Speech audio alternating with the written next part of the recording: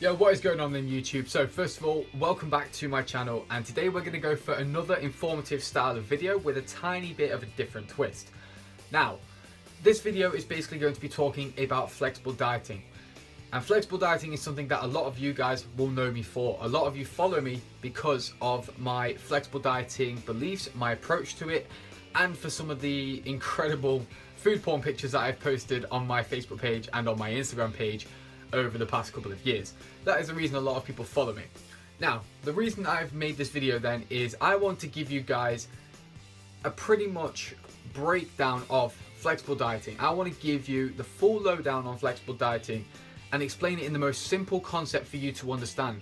But not only that, I'm going to be kind of also talking about flexible dieting in its actual context itself, explaining the whole idea behind it.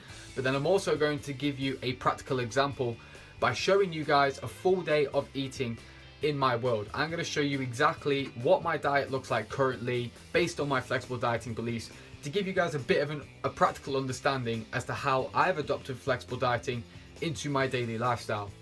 But before we kind of go on to that bit then, this first part of this video is just going to be a basic explanation of what flexible dieting is, what it isn't, how it works, and how you can adopt it into your lifestyle too. So we kind of got to start this then by what is flexible dieting? In its most simple concept, flexible dieting is the ability to eat whatever you want, providing that you stick to a certain macronutrient target intake and hitting a certain number of calories every single day. You have the complete freedom of choice in terms of what foods that you eat. All you have to do is make sure that your total number of calories add up to a certain amount per day, depending on your goal, and to make sure that you hit a certain amount of protein, carbs, and fats every single day. Again, in order to support your goal and keep your diet in check. That, in a nutshell, is basically what flexible dieting is. Now, I know with that basic statement, there are a million different questions that come with that. And for what I'm going to do now for the next part of this video is kind of delve into that a little bit to give you guys a bit more of an understanding. So when I say that you can eat whatever you want, normally, whenever I say that, it is met with the question, well, how can you do that? How can you seemingly eat bad foods and still get in shape? What about the whole like good food versus bad food thing? And this is one common question I have to tackle a lot. And so I'm going to try and explain it very simply without being too sarcastic and without going off on a tangent here. But there are no such thing as good and bad foods. Everyone gets hung up on whether a food is healthy or not. And people's focus when it comes to nutrition for their goal is completely in the wrong area. They are focusing too much on whether a food is good or bad, when in actual fact they should be looking completely at the opposite end of the scale.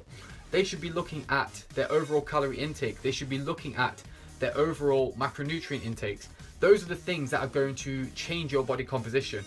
But so many people get too hung up on whether a food is good or bad without actually focusing on the things that really do matter. At the end of the day, it's going to be your calorie intake that is going to help to change your body composition. Obviously, you need to be in a calorie deficit to lose weight. You need to be in a calorie surplus to gain muscle, as well as a sufficient protein intake. But here's what I need you to understand. You have to stop looking at foods as good or bad. Instead, you have to look at them for what they really are. Calories, protein, carbs, and fats. Once you realize that, you'll then quickly understand that every single food is born equal. They are just protein, carbs, and fats, and calories. Once you get that into your head, you then start to realize that it does not matter as such what your choices of foods are. Your overall focus should be on maintaining a number of calories per day, making sure that you hit that intake number, and making sure that you meet your protein, carbs, and fat requirements in whichever way is possible for you. That is where your understanding needs to be. Once you focus on that, you then start to realize that it does not matter as such what your food choices are, providing that you actually hit those targets. That is what is going to help change your physique. And now though, I'm going to throw a bit of a bombshell at you. Although essentially you can eat whatever you like to make sure that you hit your macronutrient and calorie targets, you can't necessarily get away with just eating shit all the time. You cannot simply just build your diet out of Jaffa cakes and Mars bars. As nice as that would be, trust me, because if I could do that for a diet all day long, I happily would. But unfortunately, it's not going to be the most nutritionally beneficial to you. And here's what I mean. Although there are no such thing as good and bad foods, you still have very nutrient dense foods and calorie dense foods. Nutrient dense foods tend to be the clean and good foods, which contain a lot of like micronutrients, a lot of vitamins and minerals and things like that, as well as the macronutrients as well. They are very nutrient dense. They provide a lot of nutrients to the body, which is going to help support your health. Whereas you have calorie dense foods, which are typically your processed foods, your sweets, your chocolate, things like that. They may provide macronutrients, but they don't necessarily provide enough in terms of micronutrients, in terms of vitamins and minerals. You can't necessarily get away with just eating shit all the time. Instead, you have to kind of find a balance between the two so that you can still enjoy a diet that is nutrient dense, but also contains the foods that you also do enjoy. Because I'm not being funny, although the nutrient dense foods are there solely for a healthy purpose, everyone prefers the calorie dense stuff, the real nice tasting sweet chocolatey stuff. We all enjoy that side more often. So because of that, we need to find a balance. And this is where the 80-20 rule comes into play. And you may have seen other flexible dieters talk about this, but this is something that I approach with my diet every single day. The 80-20 rule is simple. 80% of your calorie intake and your macronutrient intake comes from the nutrient dense types of food, which are going to help provide enough in terms of your protein, carbs and fats, and is also going to help you meet your fiber intake and also things like your micronutrient intake. However, the other 20% then comes from the more calorie dense foods, which aren't necessarily providing a lot of nutrients, but are there solely from a dietary adherence perspective. They're allowing you to eat the foods that you like. That is simply how you should structure your diet when it comes to flexible dieting. 80% of your diet is still the clean, healthy and nutrient dense foods. 20% is your little treat foods or your sweets and chocolate and things like that. That is how you should be structuring your diet with flexible dieting. And so now then guys, what I'm going to do is answer the question, why would you follow flexible dieting, or if it fits your macros as is commonly known? It's very, very simple. It all comes down to dietary adherence. The reason that so many people fail with dieting is because their diet is boring as fuck. Literally, it contains so many clean, healthy, not very nice tasting foods. Yes, it might be very nutrient dense, but at the same time, the diet is boring as fuck. You hate what you're eating. You feel low on energy, you're not necessarily liking what you're doing.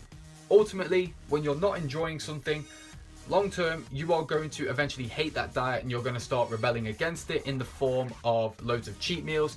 You're going to binge eat, things like that, and you're just going to crush your diet. This is what typically happens with most people. They follow a diet that is made up of foods that they do not enjoy. They find initial success, their motivation keeps them going through it. Eventually they hit a period where they start to think, fucking hell, I cannot be arsed to eat all this food all the time. It's not that nice, it doesn't taste nice, it doesn't appeal to me, things like that. Eventually it leads to building up cravings. Eventually that can lead to binge eating episodes, or just in general giving up on their diet. I've seen it happen so many times before. The whole point of flexible dieting is to make sure that you still build a diet which is going to support your goals, but it also allows the flexibility for you to enjoy the foods that you really, really like. It's as simple as that.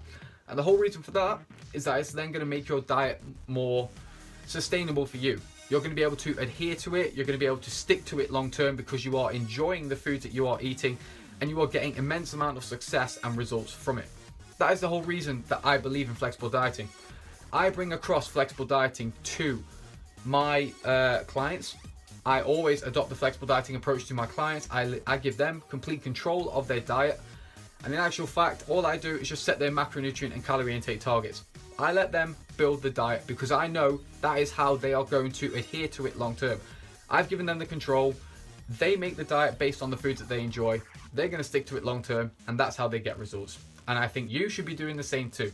That is the reason that I believe in flexible dieting and why, of course, I preach it so much. And so now then guys, what I'm going to do is now introduce the next part of this video, which is going to be my full day of eating. So I'm going to be able to show you guys now what it's like to be a flexible dieter and give you guys an overall look of what my diet actually looks like, where I'm going to showcase the 80-20 rule and explain my choices of my meals and my timing of certain nutrients and things like that. So without further ado, let's go in the video. Yo, what's going on YouTube? Good morning. So it is just past 7 AM and the first thing I do every single morning is I tend to have a protein shake and then I tend to go out for a walk. Now this is kind of basically like I split my breakfast up into two, so I have my protein shake just before I go out for a walk, go for a walk for like half an hour or something, then come back and have the second part. But I've just woken up and I've just looked outside and you can't really see it, but basically it's absolutely throwing it down, which means I'm not going for a walk this morning. So basically I'm gonna have my protein shake now, and then I go down to the kitchen and I'll show you part 2 of the breakfast. Yo, what's going on YouTube? So it is time for part 2 of my breakfast now, and usually in the morning I'm not a huge fan of eating a load of food, because typically what I do is I will wake up, I will have my breakfast, I'll go for a walk, and then pretty much as soon as I come back I've got to do like an Instagram post and then go straight into work at like 9 o'clock, something like that. So I don't really tend to eat that much in the morning, so I always go for something that's like dead quick and simple. Usually what my choices are, I either go for like crumpets with jam and stuff like that, or I just go for something like toast. Like nothing interesting whatsoever, so I'm not even going to bother showing it you because it's just not interesting whatsoever. But literally I just prefer to get something down me which is quick and simple to make, dead easy to have, and it's something I can just have straight away and then go straight into my day. One thing you'll probably notice throughout this whole video of the full day of eating is that I actually tend to eat more and more calories the later on I get throughout the day. That's just a personal preference to me. I just prefer leaving pretty much all of my calories for later on in the day so I can enjoy my food like while I'm watching TV and stuff. So, but yeah, this morning's plans for breakfast, and I'm just gonna have like 4 slices of toast and then just have some butter with it as well. Like I said, nothing too special, nothing fancy. Unfortunately, it's not gonna be one of those amazing looking breakfasts or anything like that, but I'm gonna quickly get this down me, and it is just about 9 o'clock, so I'm about to get started with some work, and I'll catch you guys in the next clip. Alright, what's going on guys? So it is just gone 12:15 and it's time for meal number 2, and this is basically also my pre-gym meal. So I typically always have lunch around 12 o'clock, something like that, and then I always go to the gym at like 1 o'clock time, something like that. So basically I am a creature of habit, and I typically always have the same thing for lunch every single day, and I am basically British with this, with what I'm about to say, but I have a chicken salad sandwich. It is legit the most British thing ever, but the reason that I have this really is because it basically is a nice little blend and a balance of all the main macronutrients. So I'll obviously go through it in a second and stuff, but it is basically a high carb source, there's a fat source included, and a high protein source as well. So it's a nice overall balanced meal. It's actually quite high calorie but also low volume, a bit similar to my breakfast, because I don't like to have too much food sitting on my stomach, especially before I train. But it also provides sufficient amount of calories to help fuel my workouts. I think it comes to like 50 or 60 grams of carbs, which I feel is like a sweet spot for me to give me enough energy for my workouts. So I'll go through it now with you anyway. So first up, of course, we have King's Mill wholemeal bread. This is just very, very easy and simple to use. It's like, in terms of macros and stuff like that, the macros on these are pretty good. You get quite a lot of volume, and the carbohydrates are not too bad. What most people find with most types of bread is that you get quite a lot of little volume and you get quite a lot in terms of macros. So that's why a lot of people tend to cut out bread, because they are so high calorie but also low volume. But that kind of works in my favour a little bit. But there's about 15 grams of carbs per slice in these, and I tend to have 3 slices. So this kind of just fits really well and nicely into my macros. So aside from that, we also have butter as well. Classic, gotta be done when it comes to any form of sandwich. It's just gotta happen, of course. But this is obviously where I get my main source of fats from in this type of meal. We also have lettuce as well.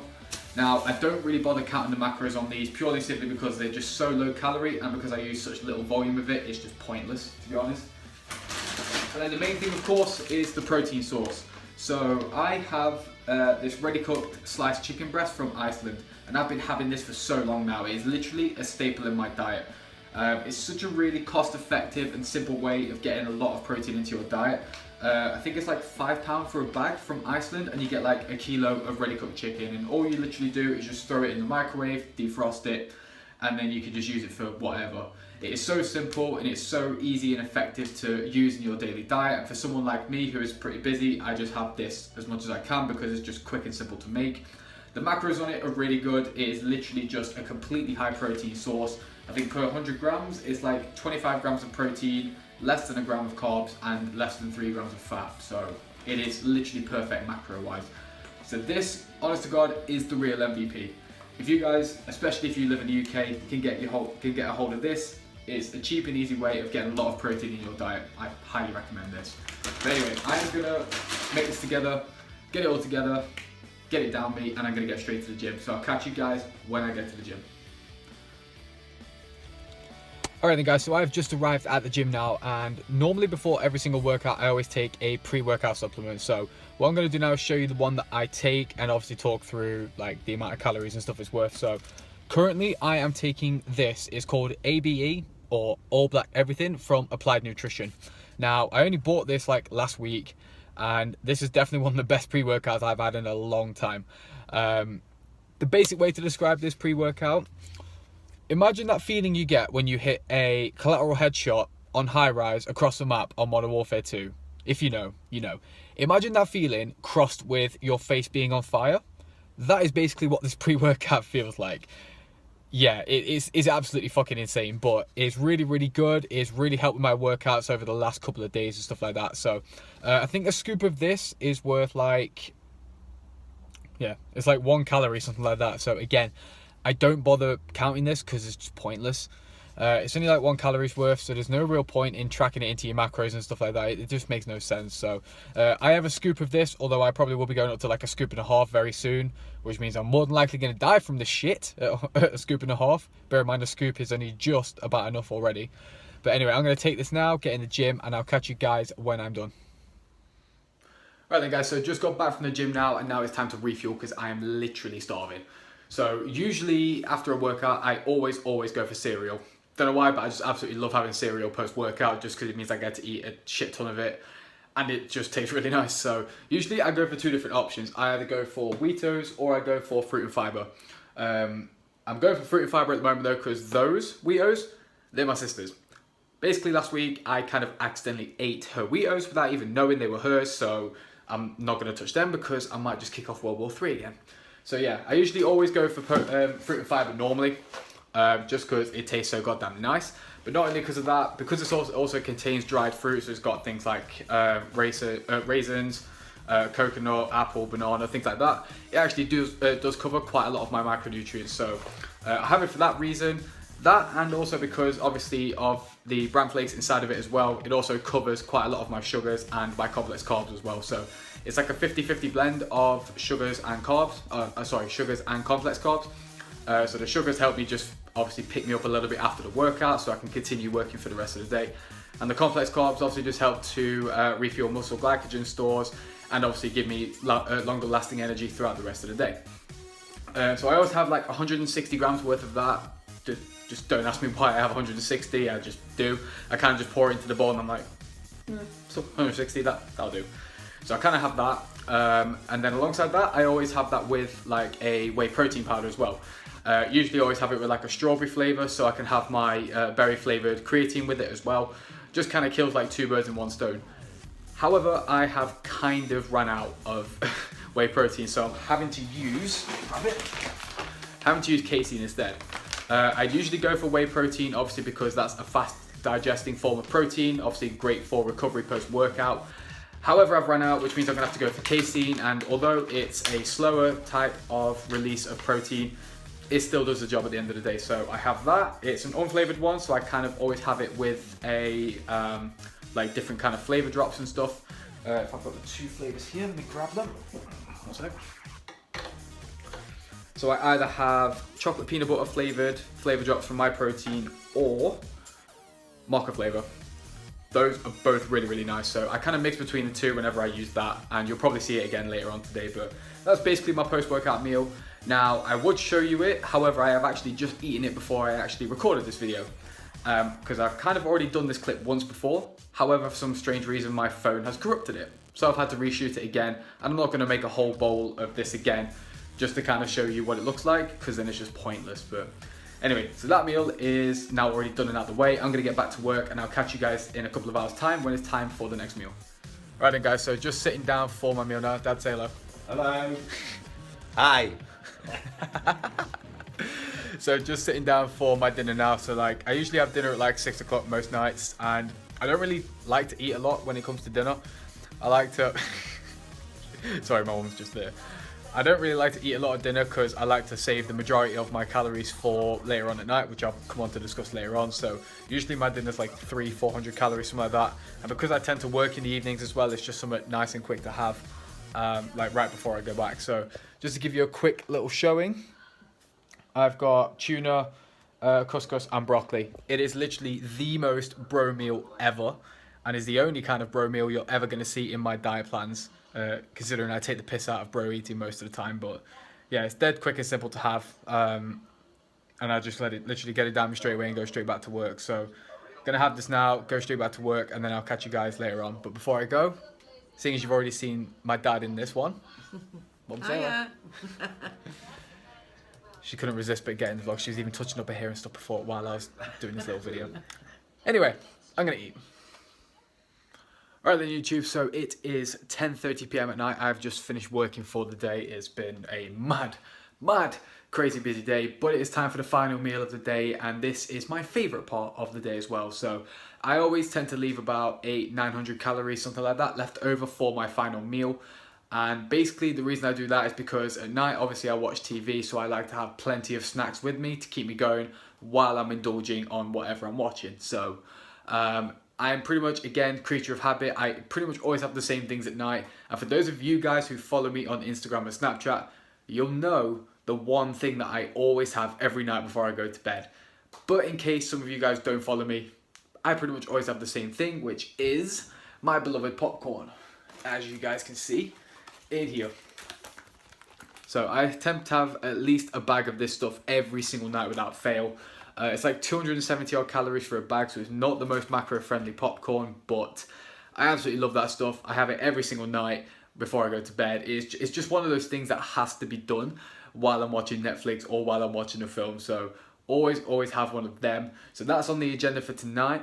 And I'm also going to be having, as you can see, I do go in this cupboard quite a lot now. Pretty much raiding it every single day. But I'll also be having some Rice Krispies as well. Again, cereal is just an easy way for me to cap off my macros at night. So I'll be having like 100 odd grams of that stuff, and also some casein powder with that as well. So what I'll do now is I will make all of those things together, and then when I get in my bedroom in a little bit of a while, I'll kind of talk to you guys about what my final macros are for the day and kind of finish the vlog there. So I'll catch you guys in a little bit of time. Alright then guys, so this is the finished product for the final meal of the day. First of all, the popcorn, I mean, bro, look at that volume. Like, serious, that's 270 calories right there. And there's absolutely fucking loads of the shit. Can you now see why I actually reserve calories for this shit every single night? Like, it's a perfect partner to go with Netflix. Like, it just gotta happen. Like, if you're not doing it already, like, you're missing out.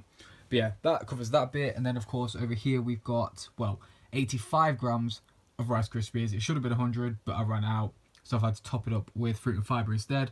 So I've got 85 grams of Rice Krispies in there, 15 grams of fruit and fibre, and I think there's 30 grams of casein powder in there as well, just to kind of mix it up a little bit. But yeah, that pretty much covers the final meal then, guys. I will place the macros on screen below, and I'll speak to you guys in a little second when I flip the camera around. And there you have it, guys. So that is a little full day of eating in my world. And that kind of should hopefully demonstrate now everything that I've spoken about flexible dieting in the start of the video. And now that should give you guys a little bit of a practical example of how I apply that into my current life. The biggest thing about flexible dieting is the fact that it is completely flexible to your lifestyle. There's no like one specific way that you should do it. It is completely individualistic, and it completely matters to the person who is actually taking up flexible dieting themselves. And that's the beauty of it. Everything that I've showed you in terms of my meal structures, in terms of the way that I set out my macros for the day, in terms of my eating habits and preferences, all of that is completely individual to me. And that's the way that I believe that everyone else should try and adopt flexible dieting too. They should adopt it to their lifestyle and make things just easy for themselves. Like, you want to make dieting as easy as possible for you to be able to adhere to it and to get the results from it. So that's the biggest thing with flexible dieting. It's, you know, creating like preferences and eating styles which suit your lifestyle and allow you to, you know, conform to your goals and be able to achieve like your macro and your calorie targets as easily as possible. But yeah, I'm going to finish the vlog here then, guys. Thank you for watching. Let me know what you think of it in the comments below. Don't forget to subscribe, and I will be back with another video very, very shortly. So I'll catch you all soon.